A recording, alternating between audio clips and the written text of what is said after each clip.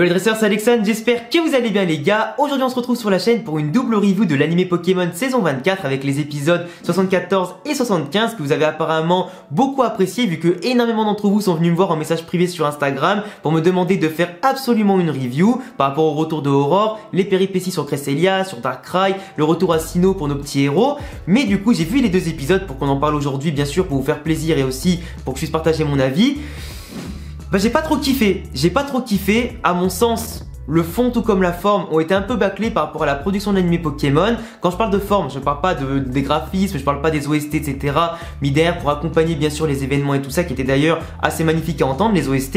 L'animation était très belle aussi. Mais je trouve que sur la forme, la façon dont on va te raconter les choses et le fond par rapport à ce qu'on te raconte, bah à mon sens c'était mal fait. À part les 5 dernières minutes par rapport à Darkrai et Cresselia de l'épisode 75 qui m'a un peu plus fait vibrer que tout le reste qu'on a vu avant, bah à mon sens c'était pas ouf. C'était pas ouf. Et j'ai l'impression que la production de l'anime Pokémon avec Pokémon Company ont fait en sorte de faire des épisodes clin d'œil et fanservice en profitant bien sûr de la sortie des remakes 4G et la hype qu'il peut avoir autour pour se dire qu'on va faire des petites péripéties à Sinnoh, caler les fabuleux Cresselia et Darkrai pour faire une petite histoire sympathique qu'on peut raconter en 2 épisodes et de l'autre côté faire réintervenir Aurore, une des Pokégirls préférées des fans toutes saisons confondues, qui pour moi a plus été là pour le fanservice que pour le côté utile. Parce que finalement, à part pour aider Koharu et son développement et sa petite évolution sur 2-3 petits détails dont on reviendra dessus un peu après, à mon sens elle n'a pas été extrêmement utile et je trouve que pour un personnage comme ça, aussi légendaire entre guillemets que Aurore, elle méritait mieux comme apparition en tout cas dans l'anime Pokémon. Après au passage ces 2 épisodes là ont quand même aussi bien détruit quelques théories qui viennent du Japon comme quoi Sacha devait capturer Darkrai.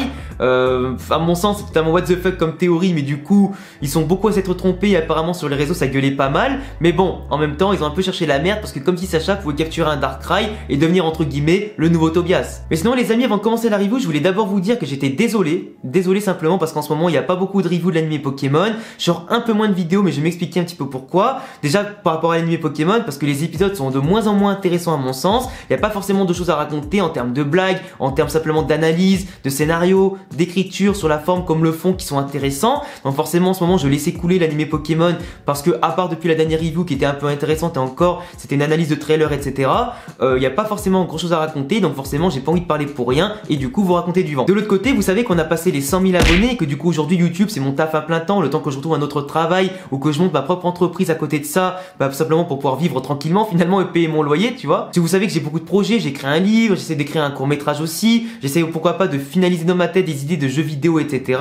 Donc forcément je suis sur beaucoup de projets à côté de YouTube etc. D'où le fait qu'en ce moment il y a moins de vidéos qui sortent et de l'autre côté on a passé les 100 000 abonnés, j'aimerais beaucoup qu'un jour ma chaîne YouTube développe en tout cas assez de choses et de concepts intéressants, des concepts divertissement, IRL, grand public, qui permettrait pourquoi pas d'atteindre un jour les 200, 300, 400K, pourquoi pas les 500 000 et surtout mon objectif ultime, les 1 million d'abonnés. Et forcément aujourd'hui, je suis en pleine réflexion et en pleine transition sur mon contenu, il y a plein de grosses vidéos qui arrivent sur Pokémon, les mangas et les animés, que ce soit tout seul avec des collabs avec d'autres Pokétubeurs ou d'autres youtubeurs manga etc.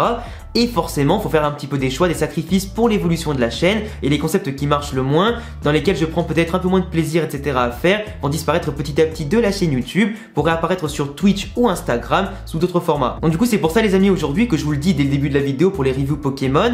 À terme ça ira principalement sur Twitch et sur Instagram. Sur Instagram sur format de petites reviews qui seront sous la forme Instagram TV que vous retrouvez sur mon profil toutes les semaines pour les épisodes les plus intéressants voire des fois même les moins intéressants. Et de l'autre côté sur Twitch pour qu'on puisse voir les épisodes ensemble et les débriefer ensemble directement en stream. Ça peut être hyper intéressant. Pour le moment, ne vous affolez pas, les épisodes pour cette saison 24 resteront sur la chaîne YouTube pour les épisodes les plus intéressants du moins, pour qu'on puisse suivre ensemble les aventures de Sacha jusqu'à ce qu'il devienne le numéro 1 mondial directement battant Tarak. Je ferai bien sûr toujours les analyses, des théories hyper intéressantes et recherchées, des sujets aussi plutôt pas mal comme vous aimez bien par rapport à tout ce que j'ai fait sur Sacha, l'anime Pokémon et les jeux vidéo sur les remakes 4G ou les gens d'Arceus. Mais du coup c'est pour ça que si vous voulez vraiment que les reviews Pokémon sur l'anime continuent sur la chaîne YouTube principalement, ça dépendra aussi de vous avec vos partages, vos likes, vos abonnements etc. pour qu'on soit de plus en plus nombreux parce que plus on sera nombreux, plus je pourrai faire des projets IRL totalement what the fuck, bien plus ambitieux qu'une simple review ou analyse et dans tous les cas ça disparaîtra pas. Donc d'un côté même si vous aimez l'anime Pokémon vous pourrez rester abonné bien évidemment vu que je fais toujours des grosses analyses etc. des gros sujets et on parlera toujours de Pokémon sur cette chaîne là même quand j'aurai 1 million d'abonnés ou plus. Donc voilà, pas d'affolement, c'était vraiment une vidéo au début là pour vous dire un petit peu de tout ça par rapport à l'évolution de la chaîne, les contenus divertissement qui vont arriver. Le contenu Pokémon restera là comme le manga animé, mais mélangé au nouveau contenu. Et de l'autre côté, pour l'instant, les reviews on les continue, mais ça risque de passer sur Twitch, Instagram de manière assez rapide. Donc n'hésitez pas à venir me follow sur Insta et sur Twitch pour ne pas rater tout ça et bien sûr continuer à partager notre passion ensemble sur les différents canaux et différents supports. En plus sur Instagram, je te réponds dehors des vidéos et sur Twitch, tu viens passer des bons moments avec moi. Donc d'un côté, tu peux pas te plaindre. Et c'est aussi un petit peu pour l'avenir de la chaîne. Si vraiment vous me soutenez à fond, je sais très bien que vous resterez abonné et que vous continuerez à me soutenir, peu importe ce que je fais pour l'avenir de la chaîne. Enfin bref, pour parler vraiment plus concrètement, et désolé si ça a été un petit peu trop long, mais il fallait vraiment que je m'explique par rapport à ça et par rapport à la communauté qui me suit depuis maintenant plus de 5 ans sur la chaîne YouTube. Les épisodes du coup n'ont pas été extrêmement intéressants parce qu'au début finalement t'as Koharu qui se plaint un petit peu du fait qu'elle peut pas partir en vacances avec ses parents, qui sont tous occupés, qui ont un petit problème à faire au dernier moment. Du coup elle décide de voyager seule et pas aller avec Sacha et Go à Sinnoh. Elle se décide d'aller comme ça, de partir du jour au lendemain, comme si toi à 10 ans ou 12 ans t'avais le choix de prendre l'avion et partir tranquille tout seul à l'étranger. Par contre une chose est sûre, Koharu, je suis désolé sœurette, mais tu feras jamais Koh-Lanta, meuf, tu feras jamais Koh-Lanta. La meuf, elle a galéré du matin au soir à allumer un feu, même avec des outils, gros. Du coup, elle m'a tué de rire, parce que des fois, même quand elle rencontrait des gens, bref, elle courait, elle partait en courant, elle était toute paniquée, la meuf. Elle se mange la pluie dehors avec son Evoli, le pauvre, qui est obligé forcément de subir un petit peu le voyage avec elle. Mais comme par hasard, quand elle décide un petit peu à faire à manger, etc., elle tombe sur le petit plouf de Aurore et du coup sur Aurore juste derrière. Elle va un petit peu faire connaissance. Alors déjà, de base, Koharu avait entendu parler un petit peu de la mère de Aurore qui parlait des concours Pokémon, etc. Du coup, elle en parle aussi des concours avec Aurore. Elle aimerait bien en regarder un pour un petit peu ce que ça donne, voir pourquoi pas s'y intéresser si jamais elle aussi elle veut lancer une carrière comme ça. Pas l'image de Flora, de Aurore et aussi de Serena qui avait un truc un peu comme ça. Mais de l'autre côté, du coup, Aurore lui explique un petit peu les choses, que elle c'est une coordinatrice. Du coup, en tout cas, elles deviennent très bonnes amies. Elles partagent de bonnes valeurs ensemble, même si des fois, à un moment, tu vois quand même une différence de valeur entre Aurore qui profite vraiment de l'instant présent, qui est pas pressée, qui fait un peu l'enfant, qui profite des moindres Pokémon qu'elle croise, des moindres paysages qu'elle va rencontrer, etc. Et de l'autre côté, Koharu qui n'a pas l'habitude de voyager, qui est plutôt pressé, qui est un petit peu très rigide comme fille, qui veut vraiment aller le plus vite possible à la prochaine ville pour voir le concours et ne pas le rater, mais elle profite pas forcément de l'instant présent parce qu'elle a pas au début cet instinct de voyageuse, cet instinct vraiment de développer son niveau de dresseuse Pokémon, etc. Et elle se rend compte qu'avec Aurore finalement la vie doit être faite de manière très simple. La vie doit être prise comme on te la montre. Faut vraiment croquer à pleines dents tout ce qu'on te montre comme expérience, que chaque moment, chaque instant est privilégié. Chaque rencontre aussi peut apporter des choses. Et ça, Aurore, elle a vraiment appris ça à Koharu durant ces 2 épisodes-là, qu'il faut profiter de l'instant présent avec ses amis ou toute seule. Et vraiment, voyager, c'est vraiment la liberté et ne pas être contraint d'arriver à un endroit en étant pressé, de devoir rater des occasions à cause d'autres choses. Vraiment, profite de tout. Parce que des occasions comme des concours, par exemple, t'en auras d'autres. Et des fois, voyager, t'en auras pas d'autres. Du coup, ça, c'est vraiment à la limite ce que Aurore a apporté à Koharu. C'était vraiment assez intéressant et assez beau et c'était assez subtil au niveau de l'écriture, mais finalement ça n'a pas raconté plus d'autres choses que ça. Et du coup t'as derrière les péripéties qui ont été lancées, comme quoi Darkrai empêcherait les habitants d'une ville de Sinnoh de dormir, d'où le fait que Sacha et Go sont partis enquêter là-bas, que du coup Aurore et Koharu ont fini aussi par enquêter sur cette cause là, et de l'autre côté finalement ils ont réussi à se retrouver. Du coup donc Sacha et Aurore qui ont pu se retrouver après beaucoup d'années quand même à ce moment là, Koharu qui est surpris que du coup, enfin qui est surprise pardon que les deux se connaissent, etc., que forcément les deux se connaissent aussi, donc ça fait aussi des retrouvailles et une belle rencontre en tout cas pour Go, Aurore, etc. Mais c'est vrai que c'est plutôt intéressant de voir quand même un autre personnage qu'on connaît revenir un petit peu à l'image de Sacha et Ondine qui étaient revenus à l'époque, à Alola, etc., même si eux aussi n'avaient pas forcément raconté grand chose, même s'ils avaient développé la méga évolution avec des Pokémon, ce qui était quand même assez surprenant à l'époque et qui permettait d'avoir des belles confrontations entre méga évolution et Crystal Z. Mais aujourd'hui Aurore finalement n'a pas raconté grand chose à part ça, et du coup l'enquête avec Cresselia était quand même plutôt intéressante dans le sens que du coup ils ont pu l'aider à la soigner, à s'en approcher, à découvrir un petit peu la relation qu'elle peut avoir avec Darkrai.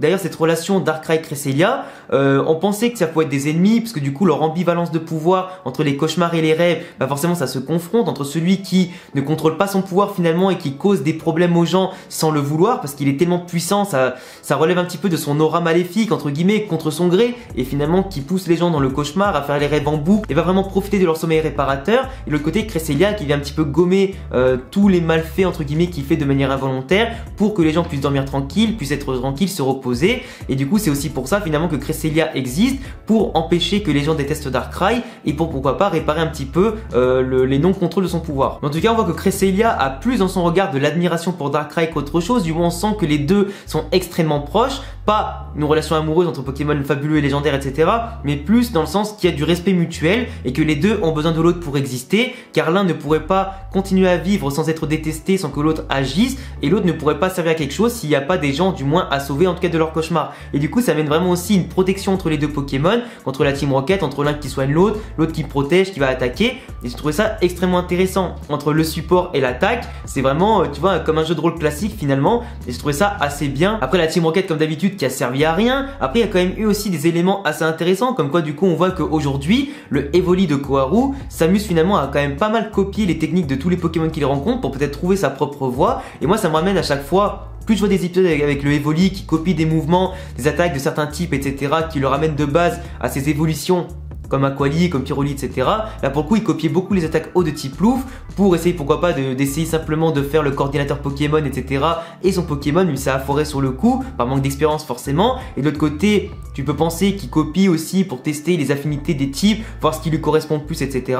Mais moi ça me ramène toujours à ma théorie que j'avais fait il y a quelques mois, quand je disais que le Evoli, pour moi, il va essayer de tout tester petit à petit, voir ce qui lui correspond le plus, et finalement il va peut-être choisir sa propre voie, pas une voie qu'il a testée, mais une voie qu'il aura encore pas exploré, d'où le fait que je vous ramène du coup à ma théorie d'il y a plusieurs mois pour voir le nouveau type que pourrait avoir le Evoli de Koharu, qui amènerait du coup une nouvelle évolution, soit dans la 9G Pokémon, soit pourquoi pas Légende Arceus, ou simplement dans les remakes 4G si vraiment il y a des nouveaux Pokémon qui sont ajoutés. Mais après l'histoire de vraiment Darkrai qui utilise son pouvoir de manière inconsciente pour causer des cauchemars, etc., qui apparaît devant Sacha et Go limite pour leur demander de l'aide parce qu'il connaît le potentiel un petit peu des deux garçons et encore plus de Sacha, parce que Sacha dit bien qu'il l'a affronté à maintes reprises, mais est-ce qu'il parle du Darkrai qu'il avait déjà rencontré dans les films? Est-ce qu'il parle du Darkrai de Tobias, parce qu'il a pas fait mention de Tobias, etc. là-dedans? Du coup on sait pas s'il y a plusieurs Darkrai, s'il y en a qu'un seul, si c'est bien celui que Tobias avait à l'époque et qu'il a relâché du coup pour qu'il puisse faire sa mission de base dans le monde de Pokémon. Donc on sait pas vraiment, et beaucoup pensaient au Japon justement que Sacha allait capturer Darkrai, et même des fois des youtubeurs espagnols, anglais, en avaient parlé pour qu'il puisse compléter sa team avec aussi enfin un fabuleux ou un légendaire, à l'image de Go qui a capturé Suicune et qu'il a laissé faire sa mission tranquille dans le monde Pokémon et qu'il le retrouvera plus tard. Mais du coup Sacha avec un Darkrai aujourd'hui il serait totalement pété, et ça aurait pu faire un joli parallèle entre le Tobias d'avant qui était assez surcheaté et qui était devenu maître de la ligue de Sinnoh, enfin du moins du tournoi de Sinnoh, et qui derrière du coup Sacha aurait pu récupérer Darkrai. Ça aurait pu être un indice qui montrait encore une fois que Sacha accède à un nouveau statut en tant que dresseur, qui devient de plus en plus puissant pour maîtriser des Pokémon de ce niveau là, et qui pourrait vraiment prétendre au titre de meilleur dresseur du monde en battant Tarak. Mais bon, pour le coup forcément moi j'avais dit à l'époque que c'était pas du tout ça le but de la rencontre de Darkrai, qu'on verrait peut-être Tobias, mais finalement il n'est pas apparu, c'est que Aurore qui est revenu, ce qui est quand même un peu dommage. Mais pour le coup Darkrai c'était vraiment histoire aujourd'hui de te montrer ce Pokémon fabuleux là, de montrer Cresselia, de montrer d'autres aspects de Sinnoh, d'un petit peu de mythologie, tout le bordel, mais vraiment c'était plus du fanservice qu'autre chose, et pour moi le retour de Aurore n'a pas servi plus que ça à la trame scénaristique. Après voilà, je pense avoir quand même bien fait le tour aujourd'hui, j'ai quand même bien développé mes avis en tout cas pour vous donner tout mon ressenti sur l'épisode globalement. Ça n'a pas forcément été l'un des meilleurs épisodes, du moins double épisode que j'ai pu voir dans ma vie sur Pokémon. À voir maintenant l'évolution de Koharu, ça va s'affirmer davantage, ça va encore plus kiffer voyager avec Go et Sacha, ça va prendre de plus en plus de place dans l'anime Pokémon. Comment son Evoli va évoluer, s'il va évoluer un jour ou pas du tout, on verra bien. De l'autre côté, quel Pokémon légendaire maintenant il nous reste à avoir? Il y en a encore énormément à voir entre fabuleux et légendaire. Bien sûr, quelles seront les prochaines aventures, dans quelle région, etc. Ça faudra bien sûr suivre tous les prochains épisodes, comment Sacha va continuer en tout cas sa quête pour devenir le numéro 1, quel Pokémon il va capturer. On fera pourquoi pas de nouvelles théories là-dessus dans les prochaines semaines. En tout cas je vous laisserai me donner tous vos avis dans les commentaires, vous abonner, cocher la cloche pour recevoir les notifications des prochaines vidéos et continuer à me soutenir comme ça. Le petit pouce bleu bien évidemment si vous voulez davantage de reviews Pokémon dans l'avenir et les prochains mois et les prochaines années. Me follow sur Instagram et Twitch parce que c'est là que certains concepts iront, comme peut-être les reviews Pokémon, on sait jamais. Je vous préviens à l'avance, et aussi pourquoi pas pour venir me follow et me suivre dans tous mes délires en dehors de YouTube. Forcément comme j'en ai beaucoup et que je propose beaucoup de choses, au moins vous aurez de quoi vous satisfaire. Et on se retrouve à bientôt les amis pour de prochaines vidéos. Ciao. Ensemble pour toujours et même un peu plus, amis jusqu'à la fin.